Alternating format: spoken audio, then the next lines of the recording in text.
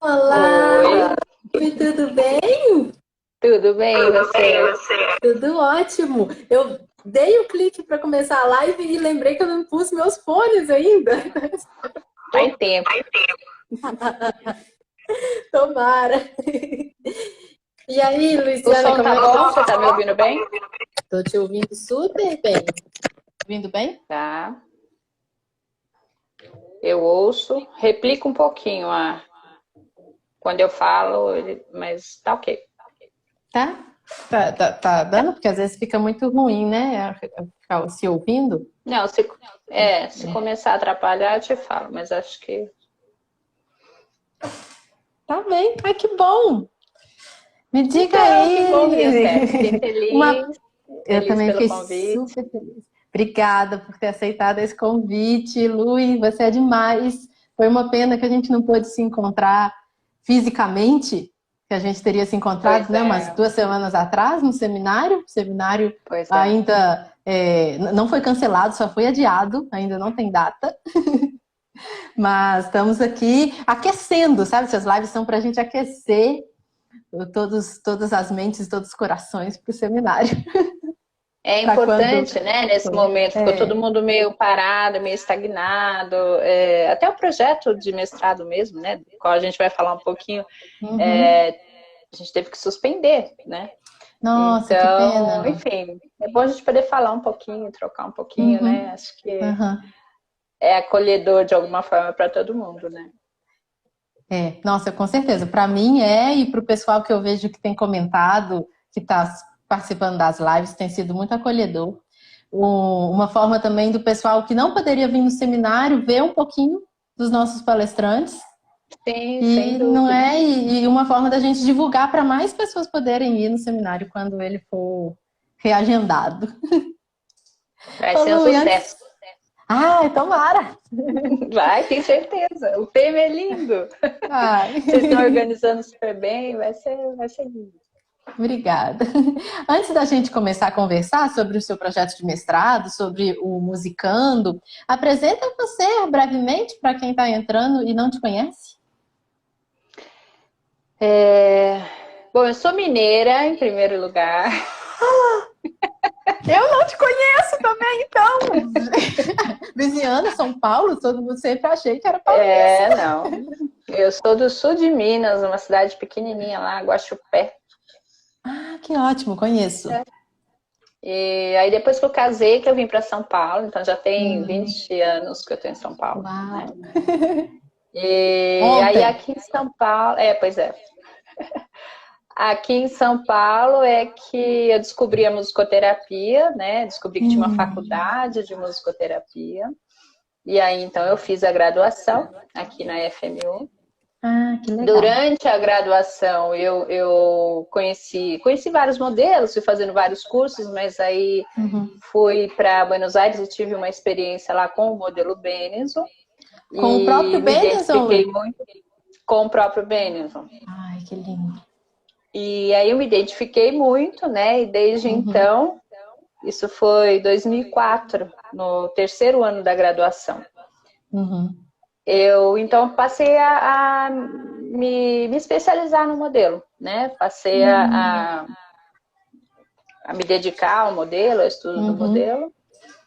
Quando eu me formei, eu resolvi que eu queria abrir uma clínica para fazer algo diferente na musicoterapia, porque naquela época não tinha muita clínica. Não... Uhum. Hoje em dia não tem muito ainda, né? Mas Mas menos ainda antigamente, né? é. Na época. E aí eu saí já com esse sonho de montar uma clínica. Pedimos Uau. para o professor Benenson dar supervisão para a gente. Ele disse que eles estavam no movimento de expansão de centros Benenson pelo mundo, né? E se a gente não teria interesse em fazer. Na época, a gente, porque éramos eu e o Uhum. Vanderlei, né? E aí a gente topou a ideia e a gente se formou e já saiu abrindo o Centro de Musicoterapia Benenson, né? Que legal. E foi isso, a minha trajetória. Então, eu vim da educação musical, né? Uhum. Você já era musicista e já trabalhava como educadora musical. Eu nunca me considerei musicista, eu sempre me considerei professora de música. Né? Uma coisa leva a outra, mas tudo bem. E daí, da educação musical, então, eu acabei me interessando, eu queria entender um pouco mais o que acontecia quando a gente fazia música, foi quando eu cheguei na musicoterapia. E o meu interesse sempre foi criança, né? Então, depois da graduação em musicoterapia, eu acabei fazendo especializações que tinham relação com as crianças. Então, eu fui fazer psicopatologia e saúde pública, mas que era focado em criança. Depois eu fiz reabilitação cognitiva, que também tinha o foco em crianças. Bom, desde 2010, entre uma pós e outra, né, o trabalho todo com criança, desde 2010, então, eu venho desenvolvendo esse trabalho do musicando. Daí já são 10 anos, então, né? Uau! Agora que são 10 anos, Porque eu queria levar música de alguma forma para as crianças, mas que não era educação musical, não era só aquilo da educação musical que eu fazia antes, né? Eu queria, então, de um jeito diferente, dentro daquele conhecimento do modelo Benison que eu tinha, mais a educação musical, mais a musicoterapia, então eu fui pensando e trabalhando nessa outra coisa, que é muito parecido, na verdade, né, na prática, né, com a educação musical ou com o processo de interação em musicoterapia, mas que eu acho que todo o embasamento teórico dele que é o diferencial, né, que faz com que o musicando seja um programa de intervenção precoce. Entendi. A gente pode discutir um pouco sobre que bom, isso. claro. Porque duas coisas interessantes. Uma, nem sei qual você quer responder primeiro. Uma é como que você chegou na primeira infância, que eu acho que vai afunilando, né? Quando a gente fala que trabalha com criança, não necessariamente a gente chega na primeira infância. Às vezes pode... Eu mesma... Nossa, minha maior experiência clínica é com as crianças de 5, 6 anos, 7, 8, sabe? E aí, assim, fiquei curiosa para saber como que você chegou nessa ideia de focar na primeira infância. E a outra coisa é essa interseção entre educação musical e musicoterapia que tem aí no projeto Musicando. A primeira é mais fácil, a segunda é mais capciosa. Começa pela mais fácil. A primeira foi assim, quando eu cheguei aqui em São Paulo, eu sempre dei aula de piano ou de violão, né? E quando eu cheguei aqui em São Paulo, eu comecei a trabalhar com grupos de educação musical. Daí foi quando eu comecei a me especializar em educação musical e eu pegava escolas, então era de 6 anos para baixo. 6, 5, 4, né? Era um pouquinho diferente do esquema que é hoje, as escolas, mas era de bebês até 6 anos, né? E aí o meu interesse acho que foi se acentuando nesse sentido. Quando eu fui para a musicoterapia, eu já tinha um interesse muito grande nessa área, não que eu não tenha em outras, né? Gosto muito de trabalhar com idosos também. Mas o meu foco sempre foi esse, né? As crianças pequenas. Ao longo dos estudos, né, você começa a ver a importância desse período para o desenvolvimento da criança, a importância desse período para o adolescente, para o adulto e até para o idoso. O quanto esse período é importante, né, para o desenvolvimento emocional, cognitivo e tudo mais. Então, tudo que eu estudei na área de psicanálise ou na área de cognição, né, que parecem dois extremos, assim, vão mostrando, na verdade, a importância desse período, né, da primeira infância. E quando eu me formei, a primeira paciente que veio para mim, ela tinha 3 anos de idade. E aí eu me deparei com uma criança de 3 anos de idade. Eu estava começando a estudar o modelo Benison, eu ainda tinha aquela ideia assim de que você tem que entrar e ficar esperando, né? Aquela espera ativa. E eu falei, e agora? O que eu faço com essa criança de 3 anos? Qual que é a identidade sonora dessa criança, né? E a partir desses questionamentos é que eu fui... Você vai transformando, né, Marina? Então, aí eu juntava esse conhecimento do Benison, aquelas propostas do Benison, com um pouquinho da proposta da importância do brincar de Winnicott, que Benison também traz para o trabalho dele, a importância do desenvolvimento neurocognitivo nessa fase, aí fui juntando isso tudo e foi como foi enfim, foi se delineando mesmo o meu pensamento clínico em relação às crianças, o meu interesse principal também em relação a essa faixa etária, né? E foi se delineando também essa ideia toda do musicando. Essa é a primeira pergunta, né? Agora a segunda pode deixar para depois, que ainda temos bastante tempo. Que eu achei muito legal isso que você falou, só queria ressaltar isso. De como que o trabalho na primeira infância é importante para o ciclo da vida inteiro. Lá no idoso é importante como foi o processo da primeira infância dele, de desenvolvimento. Sem pela dúvida. Cognitivo. Porque você vai estudando isso na psicanálise. Eu cheguei por aí na psicanálise, né? Daí você vai vendo que tudo aquilo que acontece nos primeiros anos de vida é muito importante. Aí depois fui estudar reabilitação cognitiva, e aí a gente fala muito da questão toda da neuroplasticidade e tudo mais, que também faz toda a diferença, né? O estímulo, a qualidade do estímulo, a qualidade do ambiente que você tem nessa faixa etária, né? Então, é para a vida, né? E como que é, Lu, para você, com todo esse conhecimento que você adquiriu e ainda adquire, porque você é daquelas que nunca para de aprender, né? Como que é o papel da música nesse desenvolvimento na primeira infância? Pois é. Para mim, eu acredito que é essencial, né?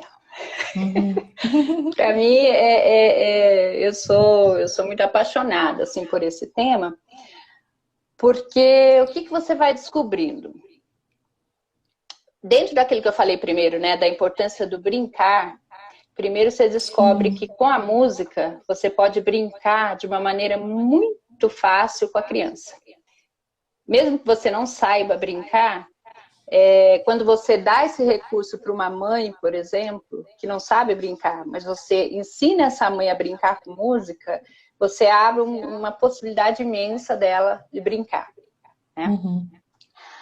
Aí depois, quando você vai estudando sobre neurociência da música, né, psicologia da música, neurociência da música, enfim, você vai descobrindo de como elementos musicais, né, eles estão extremamente relacionados a determinados aspectos do desenvolvimento da criança, né? Então, só para a gente, sei lá, para dar uma pincelada no nosso tema, a gente sabe que linguagem, a gente não pensa muito nisso, né? Mas um dos aspectos muito importantes de linguagem é ritmo. E a gente sabe que se a gente trabalha o ritmo com a criança em música, principalmente se é um trabalho musicoterapêutico, ou seja, onde você vai trabalhar esse ritmo, pensando num objetivo não musical, de desenvolver esse ritmo, né? Você sabe que você vai chegar lá na linguagem onde você quer, né? Então, para cada um dos aspectos, né, do desenvolvimento, a gente pode pensar determinado repertório, determinado elemento musical, assim, que a gente... É claro que nunca é unidirecional, né? Então, ritmo, eu não vou estar trabalhando só linguagem, de jeito nenhum, mas é importante... você saber, você conhecer dessas relações para você saber ali no teu campo clínico o que você está trabalhando com aquela criança. Né? É isso ótimo. que você perguntou? Isso. Acho que você foi até além da minha pergunta, foi maravilhoso. Você está estudando também prosódia, não é? Pelo que eu li um pouco que você me falou do seu mestrado? Prosódia. Que tem a ver também com o ritmo, com a melodia, você está...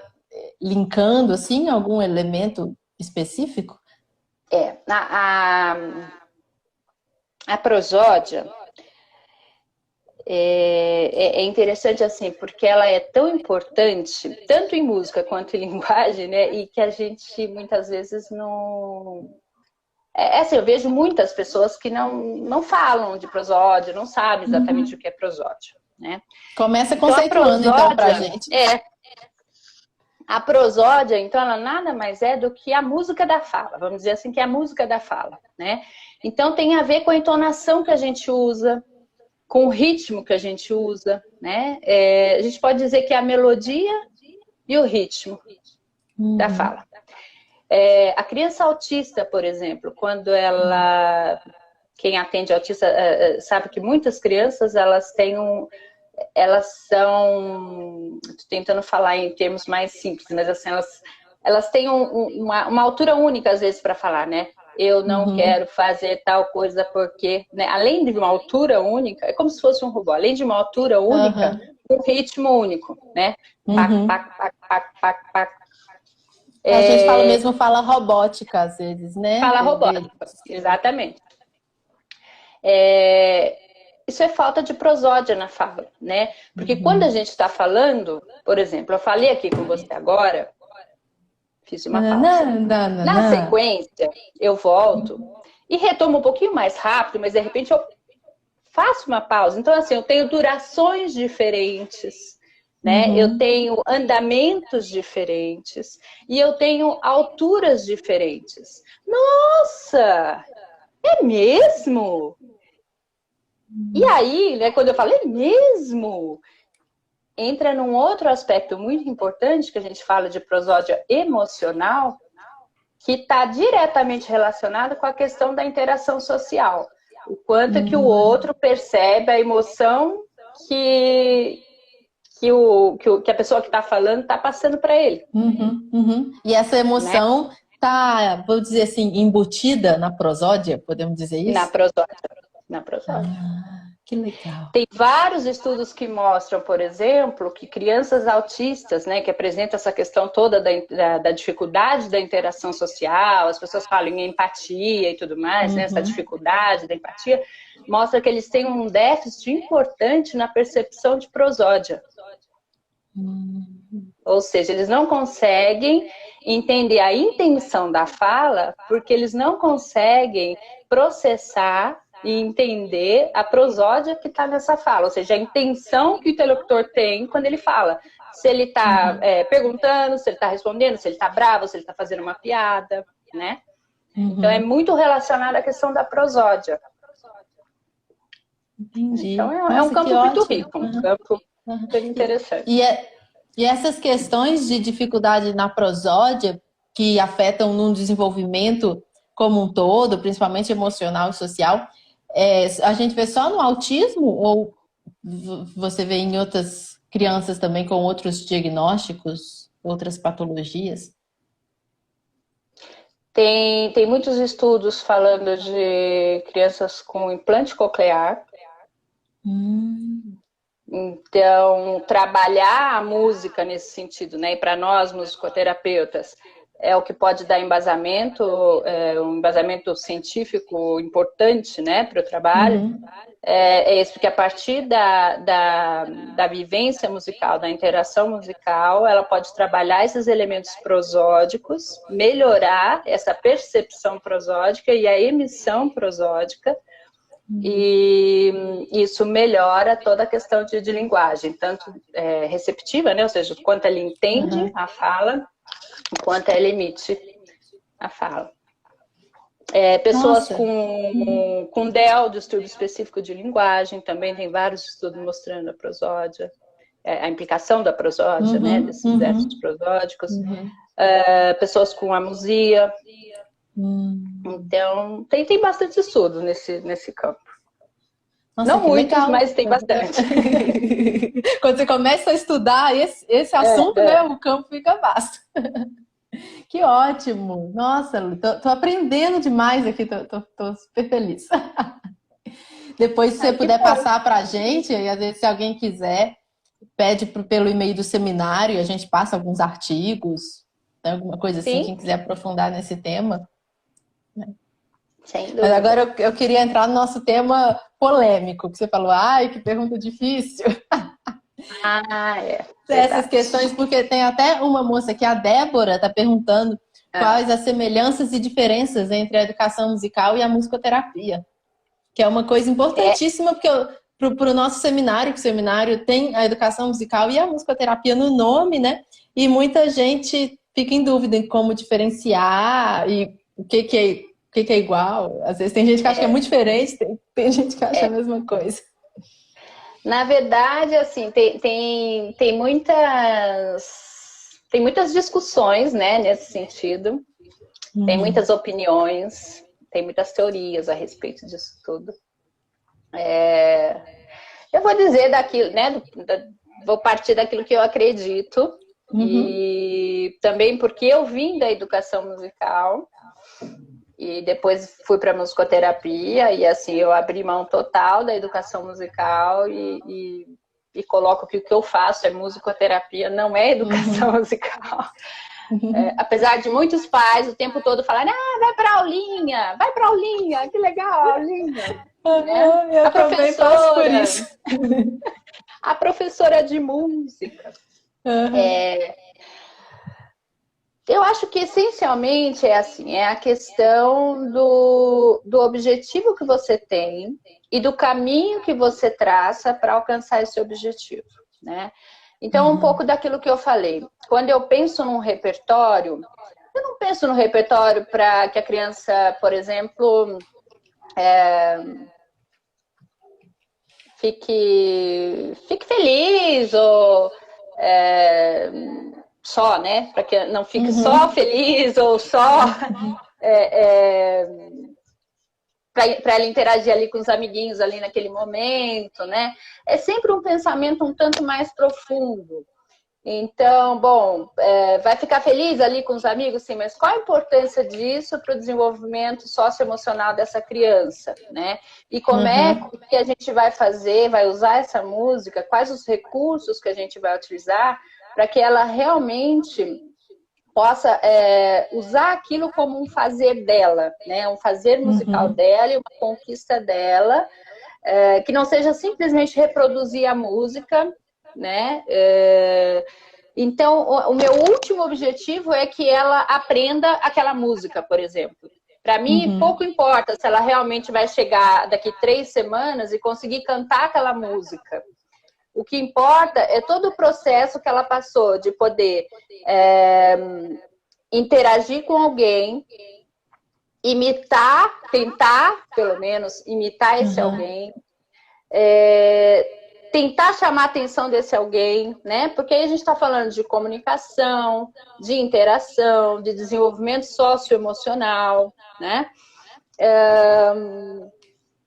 Então, assim, não sei se eu fui entrando para os caminhos, não sei se ficou muito claro, mas eu acho que, resumindo, tem a ver com o objetivo, que ele não é um objetivo de desenvolvimento musical, ele é um objetivo de um desenvolvimento extramusical. É um desenvolvimento emocional, um desenvolvimento cognitivo, né? E todo o trabalho ele é pensado nesse sentido.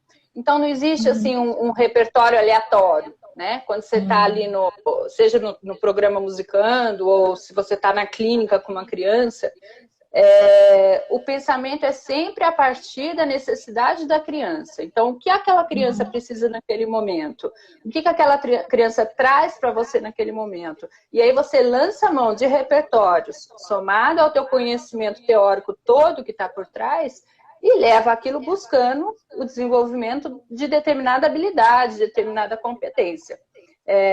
E não visando o aprendizado musical. Então, de verdade, para mim não interessa se ela vai saber diferenciar grave e agudo, nesse sentido assim, pedagógico, né? Mas me interessa que eu sei que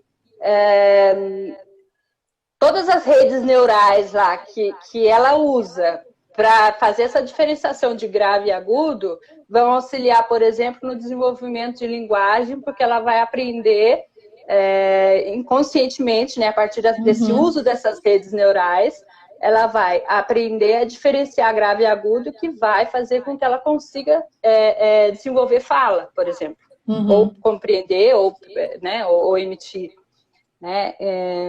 Acho que é isso, é sempre um caminho um pouco mais amplo do que o objetivo musical, né? Eu acho que fica bem claro quando você disse que o objetivo é extramusical. E quando você fala assim, acho que você vai concordar comigo, eu estou pegando sua fala, mas só para esclarecer quem está aí. Você fala, na musicoterapia, quando a gente traz uma música para tocar com a criança, cantar com a criança, o objetivo não é só prazer, não é só ter prazer com aquela música, mas na educação musical também, não é só ter prazer, é o objetivo que a pessoa fique feliz, mas não só, né? Aí você falou também que não é um objetivo final que a criança interaja com as outras ou com você, mas que também é uma coisa que a gente quer que acontece na Sim. musicoterapia. E na educação E na musical música também. também. Na E na educação música, musical também. Uhum. Né? Aí quando a gente fala dessas questões do prazer na música e da interação social, não fica claro a diferença, né, entre musicoterapia e educação musical. Mas quando você Porque falou eu do acho. objetivo pedagógico, aí ficou mais claro. Porque eu acho que assim, a criança ficar feliz, ser prazeroso para a criança, né? Isso está implicado nas duas coisas, né? Uhum. Porque mesmo no processo de reabilitação, você busca isso da criança para que ela esteja engajada, você precisa que ela fique feliz, que ela interaja com os outros, né? Então, é bom você retomar isso para ficar claro, né? Não é que isso não seja importante. É importante que a criança fique feliz, é importante que ela interaja com os outros, né? O que eu quis dizer é que é algo além disso ainda, né? Além dela ficar feliz, dela interagir, a gente tem esse outro componente que, né, que a gente vai estar sempre pensando nesse objetivo que é extra-musical, né? Para além do aprendizado musical. Acho que ficou muito claro quando você falou, por exemplo, de uma música que tem um grave e um agudo. Aí, na educação musical, pode usar essa música pensando na criança diferenciar, aprender o que é o grave e o que é o agudo. Na musicoterapia, talvez a gente possa usar até a mesma música, não sei o que você acha, mas não com o objetivo dessa diferenciação, com o objetivo, como você falou, da prosódia na linguagem. É isso? É isso. Assim, de início, né, aquilo que é palpável, ela vai fazer essa diferenciação. Mas a gente está pensando uma coisa um pouquinho além, que é aquilo que não é, né, que a gente não consegue observar ali, mas a gente sabe que para o desenvolvimento dela, o que implica ela conseguir fazer essa diferenciação, né? A importância disso na fala, por exemplo. Entendi.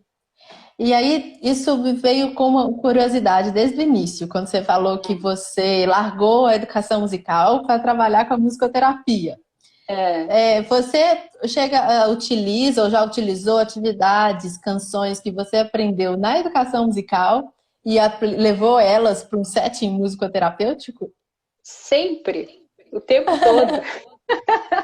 O tempo todo, porque assim, é um pouco daquela questão, né? O que você faz com uma criança de 3 anos? Você tem que brincar com ela e você tem que brincar com músicas que fazem sentido para ela. Então é a música do pezinho, da mãozinha, do bichinho, do cachorrinho, né?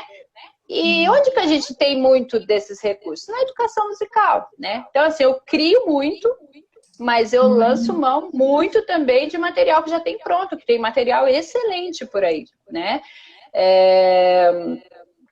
Então, eu crio bastante, mas também eu uso muita coisa da educação.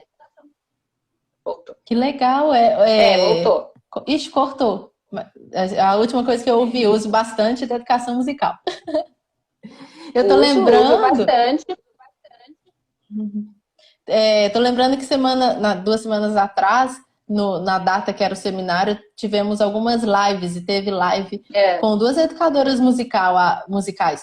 A Alda, da Bahia, e a Helena, de Portugal, e elas falaram de alguns recursos, né, de algumas canções que elas compuseram, que elas usam, e eu fiquei reparando isso, que daria para utilizar esse mesmo material com o olhar do musicoterapeuta, com objetivos terapêuticos, que também seria muito interessante. Muito interessante. Eu não vejo problema algum, né? Porque aquilo é o objetivo que você tem e o conhecimento que você tem por trás, assim, de o que é que você está trabalhando de elemento musical para atingir outro objetivo que não musical, o extra musical, né? Para buscar o desenvolvimento de determinado aspecto do desenvolvimento da criança. Então, o tempo todo eu transito entre repertório já da educação musical ou do cancioneiro popular infantil, né? E repertórios que às vezes eu não encontro aquilo que eu quero exatamente, e aí eu crio.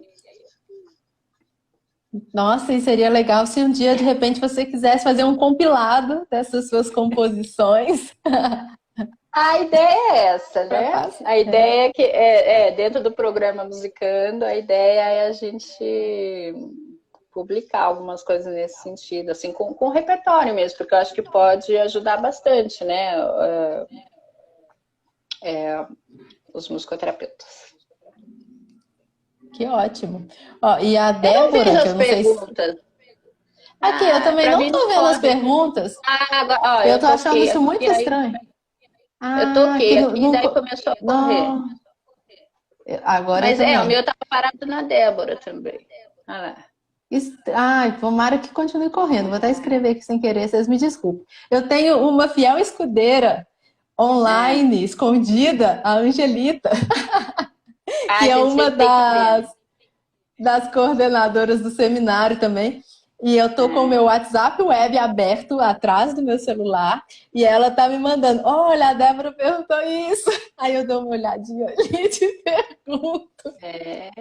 Isso aí. Angelita, muito obrigada. Palmas para Angelita, minha fiel E escudeira. afinal, qual era a pergunta da Débora? Que você já falou várias vezes a pergunta da Débora, mas eu não sei se a Débora. Qual era a Não, pergunta? você respondeu as semelhanças e diferenças entre a educação musical e a musicoterapia, mas agora ela perguntou outra Tá. coisa, por isso que eu falei da Débora de novo. Eu Ah, acho que é a mesma Débora, né? Ela pediu para você falar sobre educação musical terapêutica. pois é. Educação musical terapêutica, pois é. Isso começou assim.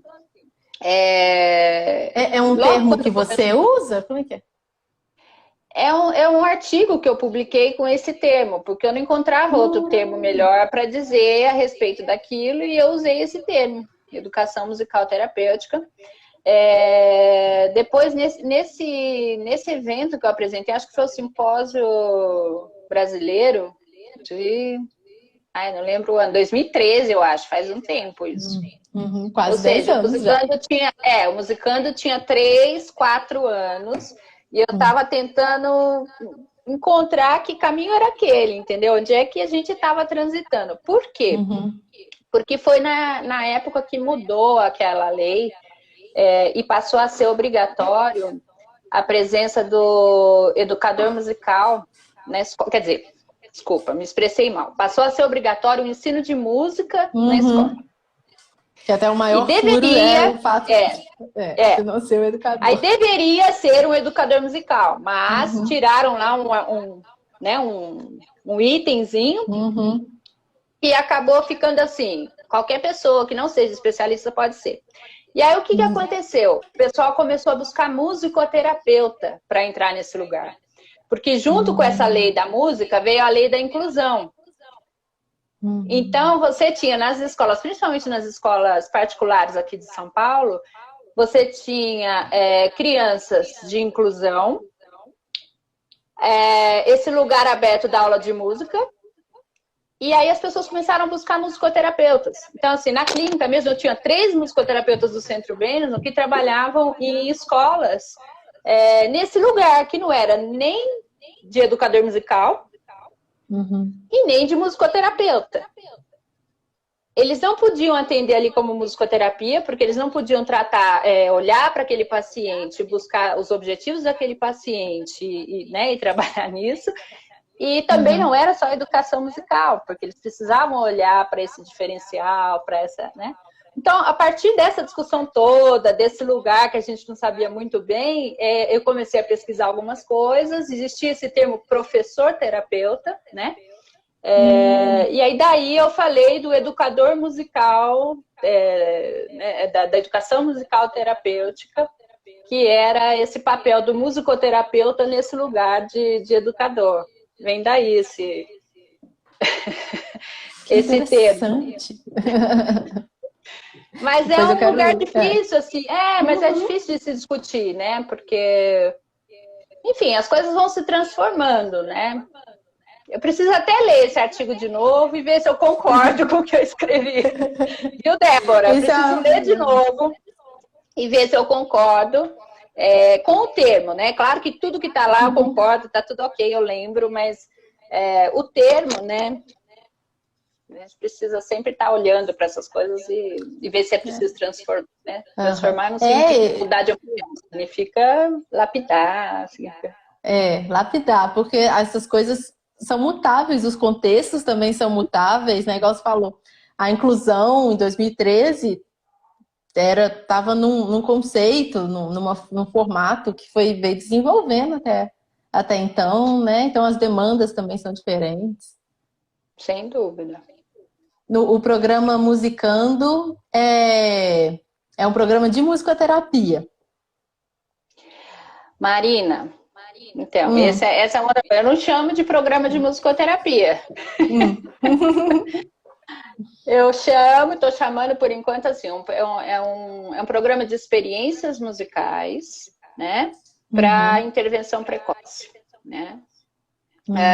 Estimulação e intervenção precoce. Então, eu quero ainda chegar num lugar que fique confortável, tanto para aquele que não é musicoterapeuta, mas que ao mesmo tempo eu consiga diferenciar na intervenção, no caso, para aquele que é musicoterapeuta. Entendi. Tá, ficou, nossa, para mim, pelo menos ficou super claro. Apesar da risada, né? De, meu Deus, coisa diferente. Não porque às vezes a gente... sei lá, nos dias de hoje a gente tem que tomar cuidado com o que fala, né? Porque às vezes você fala uma coisa, aquilo é tomado como verdade. E eu acho que para tudo isso, né? A gente tem que estar sempre olhando, sempre considerando o contexto, né? Porque as coisas vão se transformando de verdade. Né? É verdade. E que bom que nós estamos abertas a essas mudanças, Sim. né? Sem dúvida. Ai, que bom.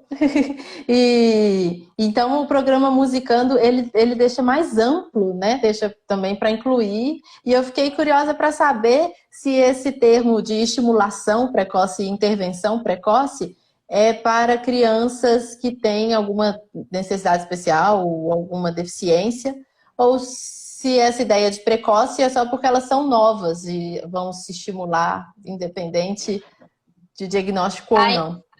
Então, estimulação, não, porque não é estimulação precoce. Daí eu falo, é estimulação e intervenção precoce.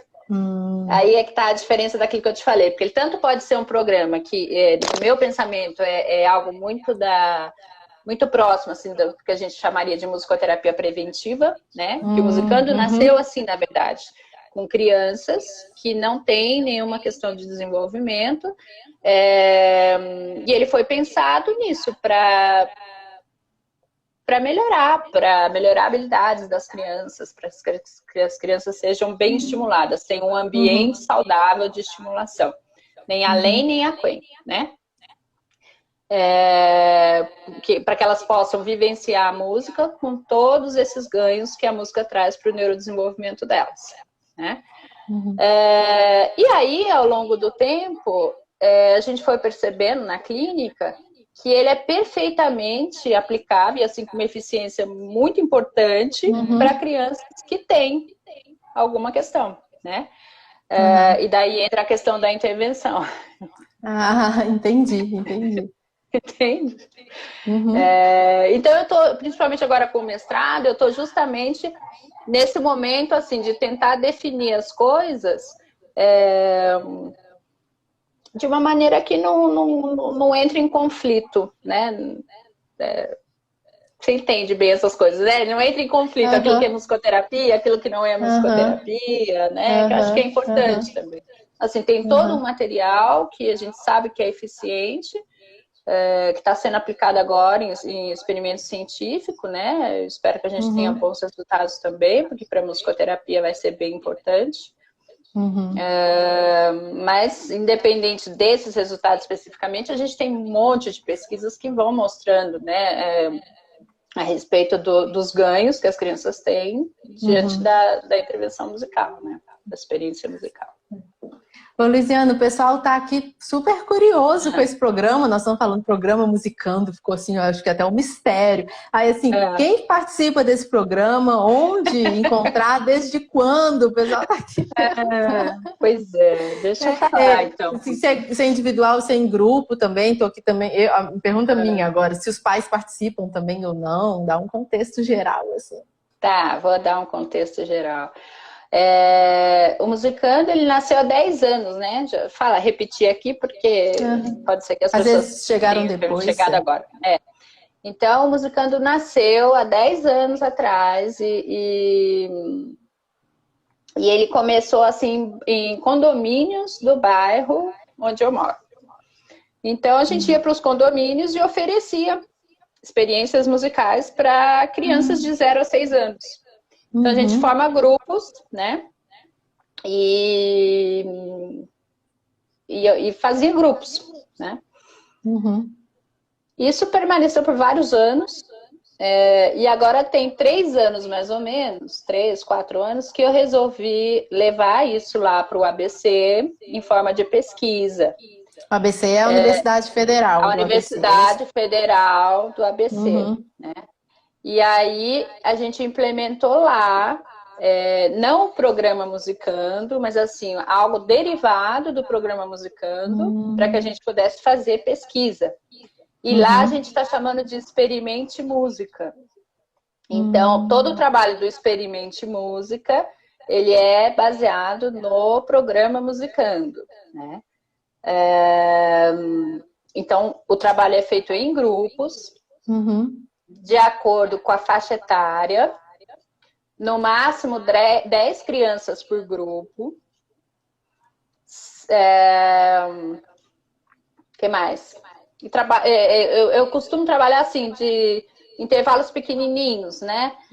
Então, de 0 a 6, de 6 a 1, de 1 a 1,5, de 1,5 a 2, né? Os grupos são divididos assim, geralmente. A gente sempre avalia cada coisa. E instrumentos que você utiliza, até exemplos de canções que você falou que usa algumas cantigas populares, algumas que você compõe. Cada encontro, então, para essas crianças, geralmente, vou falar a média, tá? Que é de 30 minutos. Então, cada encontro é de 30 minutos. Tem sempre uma música de oi, uma música de tchau. Isso é muito parecido com educação musical, né? Ou com Nordorf Robbins. Com algumas linhas da musicoterapia. Ou com Benison. Né? Aí as semelhanças. Então, sempre tem isso, porque isso é importante para a criança, né? Pensando em Benison, a previsibilidade é importante para a criança, ela começa a adquirir essa noção de tempo, de espaço, e ela entende a previsibilidade daquele encontro, né? Tipo, estou chegando e depois estou saindo. E a questão do grupo, né, que a gente falou antes, então a gente canta o nome de todas as crianças para dizer oi, de todas as crianças para dizer tchau. Isso também é super parecido com a educação musical, né? E no meio, aí a gente traz o repertório de acordo com aquilo que a gente quer trabalhar. No Musicando, isso é mesclado, porque eu penso, no mesmo encontro, eu penso diferentes elementos. Então, aqui, eu quero trabalhar tal aspecto da linguagem. Aqui eu quero trabalhar a motricidade. Aqui eu... Minha conexão falhou. Trabalhar a motricidade. Ou outro aspecto qualquer, né? Tá. Então, no Musicando, isso vai sendo mesclado, né? As atividades são mescladas, são várias habilidades a serem trabalhadas. Lá na UFABC, como a gente definiu para esse momento trabalhar linguagem, então foi criado todo um protocolo específico para a linguagem. E dentro de linguagem, especificamente prosódia. Então, eu criei um protocolo com canções, a maioria é sempre canção. Canções, brincadeiras, mas que trazem esses elementos da prosódia, né? Então, a gente trabalha muito a questão de acentuação, de divisão rítmica, de ascendente e descendente, de alturas, né? Grave e agudo, sempre pensando nessa questão toda do desenvolvimento de prosódia. Entendi. Mas porque então o elemento de estudo agora. Então, no programa Musicando, você tem, pelo menos nesse da UFABC que você está descrevendo, né? Na intervenção, você tem objetivos musicais, igual você falou, ascendente, descendente, por exemplo, mas o objetivo final é extramusical, que no caso é a linguagem, que podem ser outros no programa Musicando. Eu não diria que os objetivos são musicais. O repertório escolhido, né? Eles são baseados nesses elementos musicais. Porque eu sei que os ganhos extramusicais, a partir desses elementos musicais, estão relacionados com prosódia.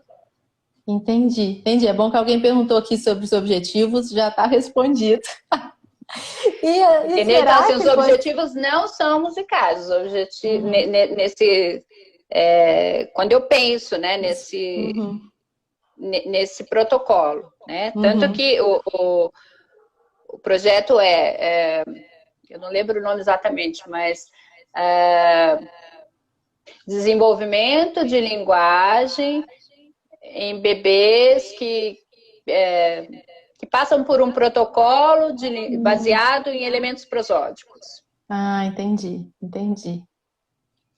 Nossa, para mim ficou super claro. Espero que para o pessoal que está perguntando também tenha ficado. Eu também espero, porque a gente começa a bater papo e vai... E vai, né? Vamos aqui devagando, mas, nossa, para mim está super divertido e esclarecedor. A gente já está caminhando para encerrar, porque esse Instagram, de repente, assim, deu 60 minutos, 59 minutos e 59 segundos, ele apaga e a gente vai embora. Eu queria saber se você pode dar algum exemplo de canção ou de brincadeira que você utiliza. Eu queria saber, mas a Betânia também quer saber, que está perguntando ali embaixo. Posso. Assim, de improviso, solta o gogó e canta pra gente. Aquilo que eu falei para vocês. A prática em si, né, o repertório em si, ele é muito comum, né, aquilo que a gente utiliza na educação musical. Deixa eu pensar um aqui, deixa eu lembrar um.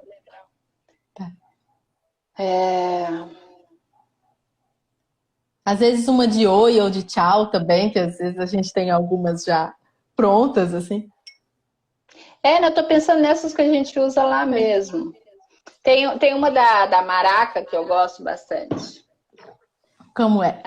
Vamos fazer um desafio. Eu canto e vocês me dizem o que a gente está trabalhando, tá? Tá. Então, você perguntou dos instrumentos, tem um kit, assim, cada criança tem lá os instrumentos, então eu entrego, cada criança vai ter uma maraca, cada criança vai ter um tambor, vai ter um par de claves, né? Tem reco-reco, e os bebês que a gente está trabalhando agora são bebês de 1 a 1 ano e meio, de 1 a 1 ano e meio, então são bem piticudos, Então, uma, por exemplo, é assim, a maraca, maraca, maraca, amarraca, amarraca, amarraca.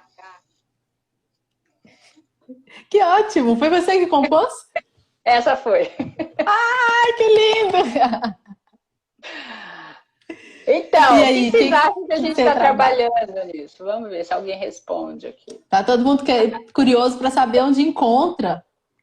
Poderia dar um exemplo de composição. Uhul! Olá! Acabou de dar, que bom. Oi! E aí, gente, com essa música, dentro de tudo que a gente conversou, o que vocês acham que a gente está trabalhando com as crianças? A Cássia Costa falou ritmo, mas você está pensando num objetivo extramusical, né, Luísa? Extramusical. Então, olha que legal, né? Assim, ritmo. Essa seria um objetivo da educação musical, né? Claramente. E o extra musical, aquilo que a gente está pensando, né, para além do musical, o que seria? O pessoal falou prosódia, fonema. Fonema é um, prosódia é outro. Agora, o que de prosódia? Exatamente. Acho que você vai ter que nos ensinar, Luciana, tá muito específico esse protocolo, muito chique. Ritmo da fala, ritmo, pronúncia, é isso aqui? As respostas estão aqui, né? É isso mesmo. Então, e o pessoal falou do por aí R. mesmo. É por aí mesmo. Então, assim, tem o fonema, tem muito A, né? E tem muito então tem o A, tem o R. Mas quando ela foi pensada, essa marcação rítmica, amaraca, amaraca, isso é muito importante na percepção prosódica em relação à aquisição de linguagem. Porque muitos estudos mostram que os bebês, eles percebem a fala materna, a língua nativa, a partir dessas fragmentações que vão acontecendo conforme a gente fala, né? E essas fragmentações são justamente o ritmo, né? Assim como a questão de altura, né?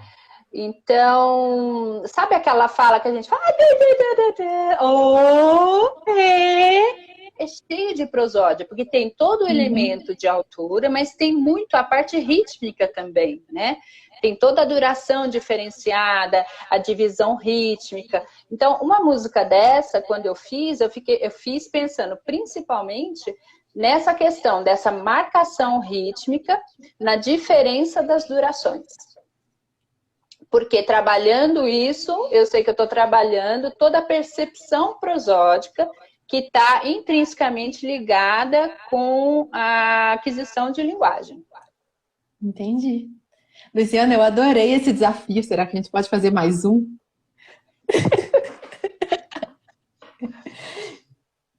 Esse aqui é outra música, é isso? Outra música, que aí o pessoal depois vai escrever. Porque depois que você foi falando, o pessoal vai colocando aqui linguagem, alfabetização, articulação, pausa, sílabas, todo mundo foi se interagindo aqui. Então, quem sabe tem outra. E é importante dizer assim, ó, não é porque eu fiz esse repertório, essa música, pensando nisso, que está trabalhando só isso, né? Porque assim, aí que palavras que eu pensei na maraca, que é um instrumento que eu tenho lá, mas por quê? Porque olha só, tem o A, que é a questão do fonema, tem o R, que a gente pode trabalhar bastante, né? Então você junta vários elementos numa questão só, apesar de ter um objetivo primário ali, que era trabalhar essa questão da divisão rítmica. Da fala, da prosódia. Estou falando não em divisão, não em ritmo musical, estou falando da questão de fragmentação prosódica na percepção prosódica da fala.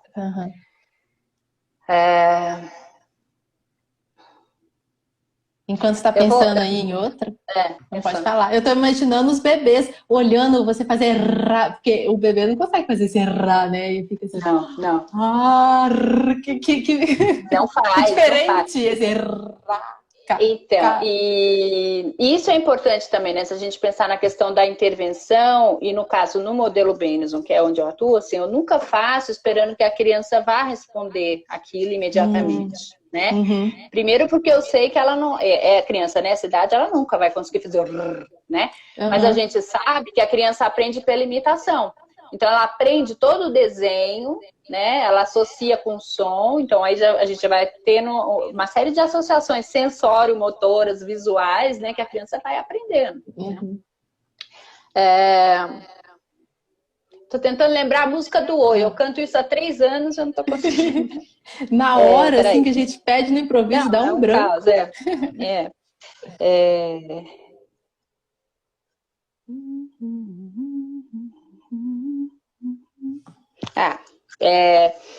a música do Oi que eu canto lá é assim. Boa tarde, né? Boa tarde, como vai você? Boa tarde, prazer em te conhecer. Aí eu canto o nome da criança, né? Então, Marina.